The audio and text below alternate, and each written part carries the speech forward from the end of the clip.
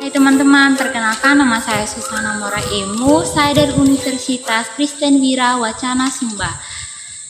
Saya dari pendidikan biologi. Di sini saya akan menjelaskan materi tentang sel hewan dan sel tumbuhan.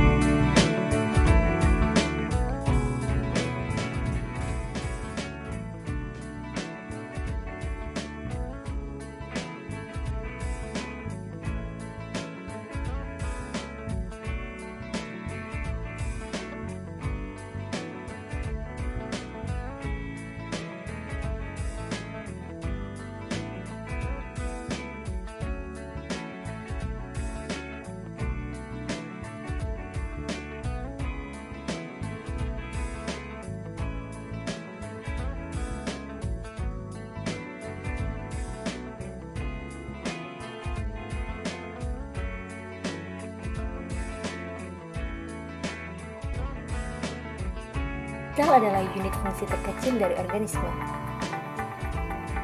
Semua sel memiliki 3 kesamaan, tidak peduli apa jenis sel mereka. Semua sel memiliki membran sel yang memisahkan dalam sel dari lingkungannya. Sitoplasma yang merupakan cairan seperti jelly, dan DNA yang merupakan materi sel genetik. Ada 2 kategori besar sel. Kategori pertama adalah sel eukariotik. Mereka memiliki organel-organel yang meliputi bagian inti dan bagian-bagian khusus lainnya. Sel eukariotik adalah sel yang lebih kompleks, seperti yang ditemukan pada tanaman dan hewan. Kategori kedua adalah sel prokariotik. Mereka tidak memiliki nukleus atau membran penutup organel. Mereka memiliki materi genetik, tapi tidak terkandung di dalam inti sel. Sel prokariotik akan selalu bersel satu, atau organisme uniseluler seperti bakteri. Jadi, apa itu organel? Organel berarti organ kecil. Adalah bagian khusus dari sel yang memiliki pekerjaan yang unik untuk dilakukan. Mari kita mulai dengan inti, yaitu pusat kontrol sel. Inti atau nukleus mengandung DNA atau genetik. DNA memerintahkan kegiatan yang sel lakukan, dan bagaimana hal itu akan dilakukannya. Kromatin kusut adalah bentuk DNA yang tersebar dalam membran nuklear. Ketika sel siap untuk membelah, DNA memadat menjadi struktur yang dikenal sebagai kromosom. Inti juga mengandung sebuah nukleolus yang merupakan struktur di mana ribosom akan dibuat. Setelah ribosom meninggalkan inti, mereka akan memiliki tugas penting, mensintesis atau membuat protein. Di luar inti, ribosom dan sisa organel melayang di sitoplasma, yang merupakan cairan seperti jeli.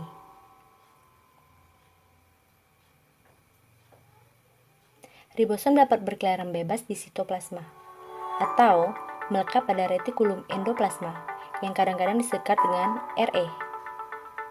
Ada dua jenis Re. Re kasar memiliki ribosom yang melekat padanya, dan Re halus tidak memiliki ribosom melekat padanya.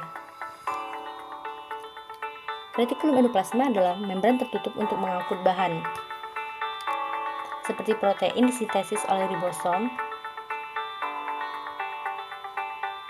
Protein dan bahan lainnya muncul dari retikulum endoplasma melalui vesikula kecil,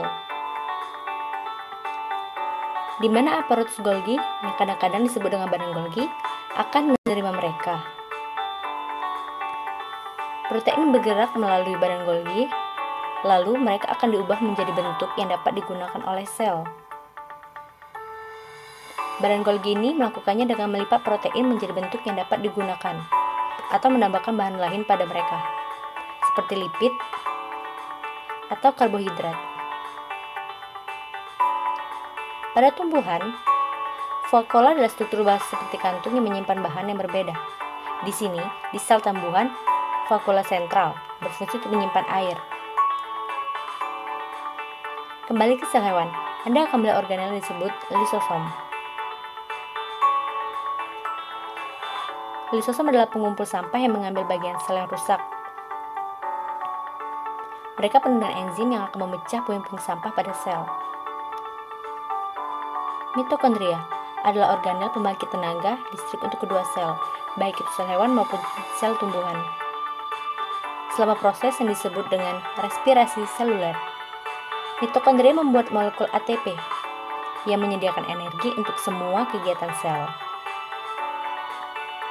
Sel-sel yang membutuhkan lebih banyak energi akan memiliki lebih banyak mitokondria.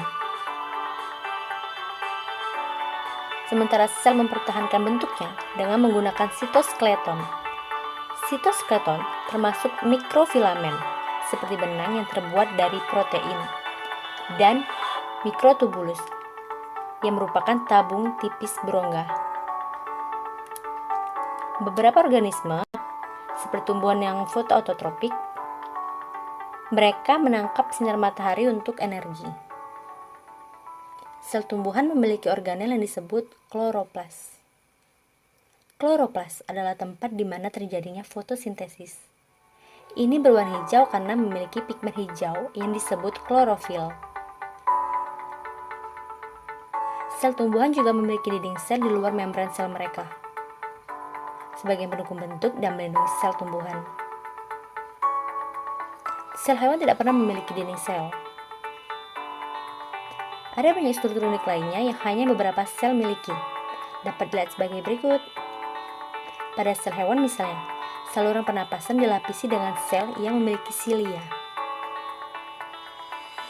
Ini adalah rambut mikroskopis yang dapat bergerak seperti gelombang. Fitur ini membantu perangkap untuk menghirup partikel di udara dan mengeluarkan mereka ketika Anda batuk.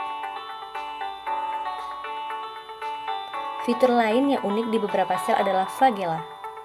Beberapa bakteri memiliki flagela. Sebuah flagela seperti ekor kecil yang dapat membantu langkah sel atau mendorong dirinya sendiri. Satu-satunya sel manusia yang memiliki flagela adalah sel sperma.